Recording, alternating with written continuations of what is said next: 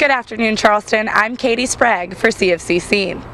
Arts Management 360. Sounds like just another college class, right?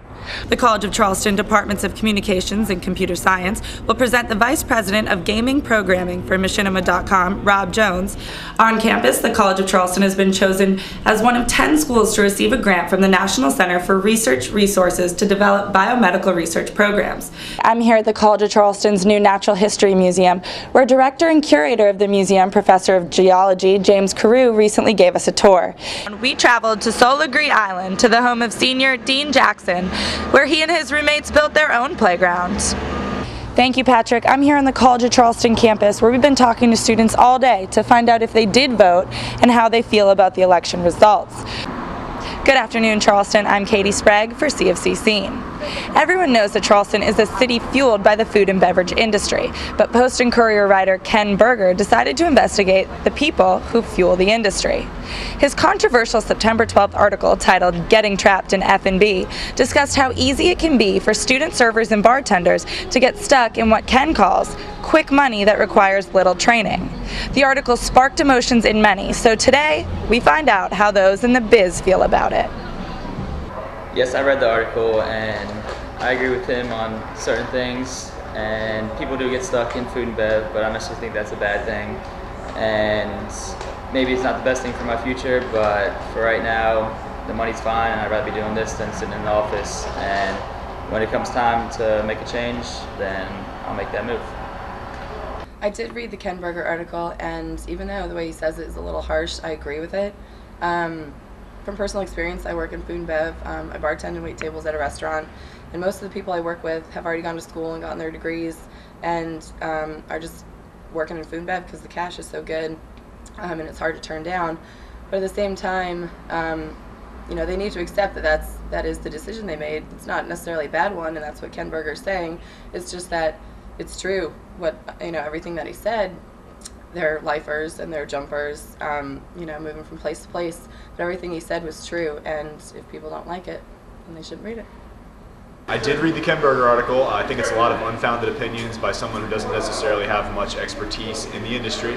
I think the food and beverage industry in Charleston offers a great outlet for recently graduated students to work in a field where they can make a bit of money and take some time to figure out what they want to do in life. It's an issue with many opinions, but one thing is for sure. The food and beverage industry runs this town, and there will always be a need for people to run it. For CFC Scene, I'm Caitie Sprague. Good afternoon, Charleston. I'm Caitie Sprague for CFC Scene, and this is Campus Conversation. Today we're talking to someone who, unlike most of us who grew up reading fairy tales, actually lived one. Senior Jesse Hodges grew up in a faraway, exotic place known as the U.S. Virgin Island, St. Thomas. So Jesse, first of all, why do you think your parents decided to raise a family in St. Thomas? I don't think it was a planned event. They went down on their honeymoon about 30 years ago, fell in love with the place, and decided to stay, got jobs, raised a family. They're actually from a small town in Tennessee, so I don't think they were really planning on even ever living or raising a family in St. Thomas, but I'm glad they did. How was your experience growing up on an island, and how do you think it differed from kids growing up on the mainland? Well, I had a great experience growing up. Lots of fun. The drinking age is 18, so it's a lot younger than here. The experience is different. Well, I mean, I do live on an island. You can't drive very far. There's lots of beaches. There's not much to do in terms of, a huge going out scene or lots of places to eat and stuff like Charleston or something, but it was lots of fun, very laid back. Had a great time growing up. So. And how did you decide to come to the College of Charleston?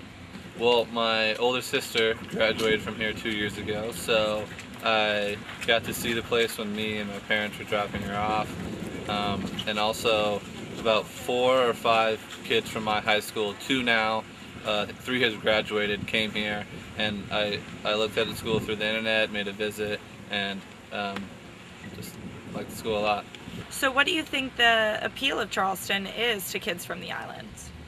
The appeal is that it stays reasonably warm throughout the year. I mean, it does get cold sometimes, but nothing compared to schools like up in the north. There's a beach right by, which is close to home. I mean, not as nice, but it's still a nice beach. And it's just a great town, and you know, palm trees everywhere, so it feels at home. Now, do you think you've changed at all since living in the mainland?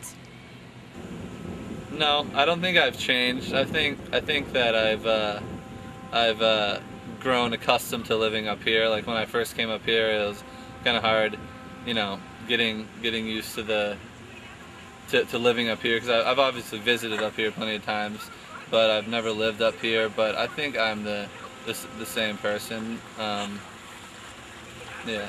So Jesse, do you see yourself staying here after graduation or heading right back to St. Thomas?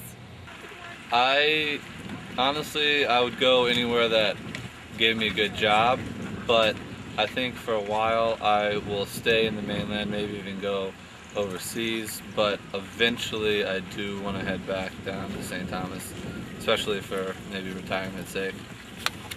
Thank you for meeting with us today, Jesse. That's Campus Conversation for today. And a little fact, there are actually 3 students currently at the College of Charleston from St. Thomas. So maybe without knowing it, we've all actually been living in our own little piece of paradise. For CFC Scene, I'm Caitie Sprague.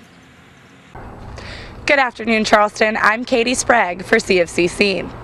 Arts Management 360. Sounds like just another college class, right? Well, this one's a little different. The course, Fundraising Event Creation, is a completely hands-on project-type course and the first of its kind at the college. Professor Ashley Smith explains. We set it up like a committee structure, and we put together a classroom situation where you might see something like this in the real world. This was something that we wanted to do, wanted to give the students the experience of working directly with a nonprofit organization. We chose our own charity. We set up the structure that we needed. We put together a budget. We hired a band. We did all the promotion. We did all the fundraising, and then it all culminated with an actual event.